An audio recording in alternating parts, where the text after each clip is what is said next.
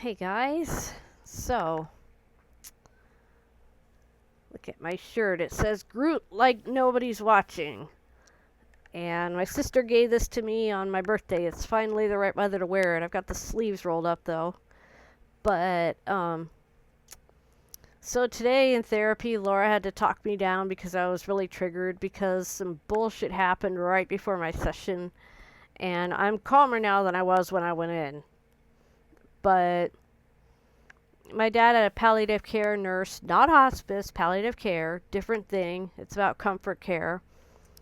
She came over to talk to him, and he was saying things that were not quite true. And I went in to correct him to the nurse, and he barked at me to get out. So I did. And my mom went in there, and my mom's having a bad day with pain because my mom's got pain issues from a shoulder injury, and on top of her back arthritis or spinal arthritis. Her spine's basically disintegrating. And, she's in horrendous amounts of pain, and the nurse practitioner that's been seeing her has been almost worse than useless. So my mom might change doctors over this because she's sick of it. Excuse me. So my mom went into the room, she's hobbling around because she's in a lot of pain. And she sits on the bed. She's got tears in her eyes because she's in pain. And this is a woman who almost never cries. Okay. And, she's asking the nurse, what is he saying? And the nurse repeats, and she's like, well, this cough thing is news to me. My dad is claiming he's been coughing for 3 months, and it might have been more like 3 weeks. But anyway, my dad is like, oh, shut up. And my mom is like, if you've been coughing for 3 months, I would have known about it.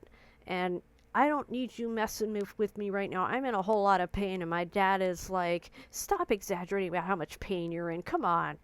And like, he has never lashed out at my mom like that before. Not like that. Not so obviously and openly and in front of company in the house. But I saw fucking red. I went out of my room. I burst into that room and I put my finger in his face and I'm like, don't you ever talk to my mom like that again. Don't you ever. Or we're through. And I walked back out of there. And I had to sit down and get ready for my therapy session. So I had to deep breathe because I was super triggered by that. And I got calm and I talked to Laura and she called me out. She's like, why do you get in his face? Why do you think that's going to change anything? And I told her, I'm like, well, if he yells at me, whatever, but when he's mean to my mom like that, I'm going to kick his ass. Because nobody is mean to my mom and gets away with it. I don't care if it's God walking down here being mean to my mom. I'd slap him too. I would slap the Lord if he was mean to my mom. I would. That's how defensive of her I would be. I wouldn't let him just slap her around and hurt her. And I wouldn't let my dad, bark at my mom the way he did. But Laura called me out and said, you're not going to change him. You can't change him. This is who he is. And this is what he's like. And yelling at him is not going to change that. All it does is give him what he wants, which is the negative attention. Which, she's right. It's true. So, I need to work on that. The thing is I've gotten better at just walking away when my dad is just acting like a dick. But, because, we will be talking back and forth, and he will start into a pattern of speech that will tell me, oh, he's trying to back me into a corner so that he can yell at me and make me mad. And I'll just be like, okay, I'm done with this conversation. Just walk out right in the middle of it. And he can't do shit about it. But it's the things that come out of left field, it's like the difference between a sucker punch that hits you when you're not prepared versus in a boxing match where the bell rings and you fight. You're ready.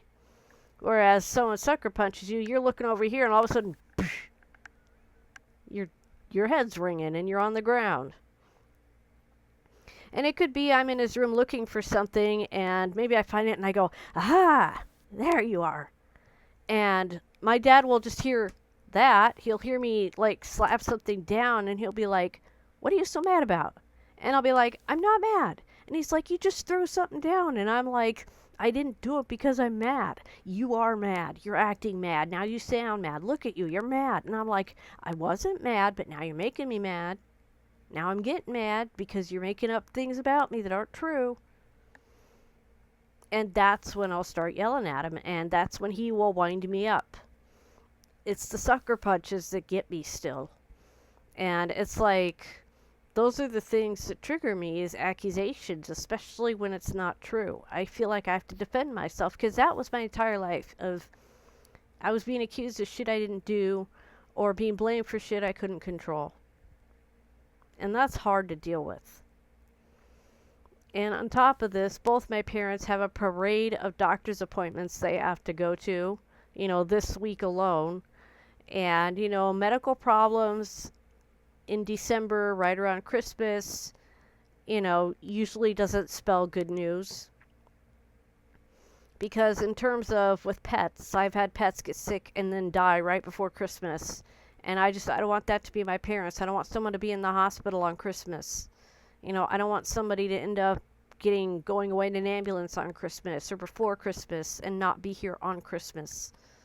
Like, I don't want that. And I'm scared that that's what it's going to be.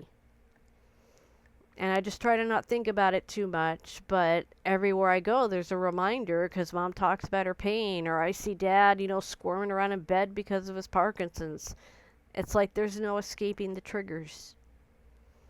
And so there's a lot of self-care. And it's also just frustrating, because it's like I don't really enjoy Christmas time anymore. I really don't. It's something to survive through. And it's like I feel better when it's over. I can like put on a smile or play some Christmas music every once in a while. But like, it's kind of like rubbing salt in wounds. And I'll just feel so much better when I can take my hand out of that salt water and deal with the cuts properly.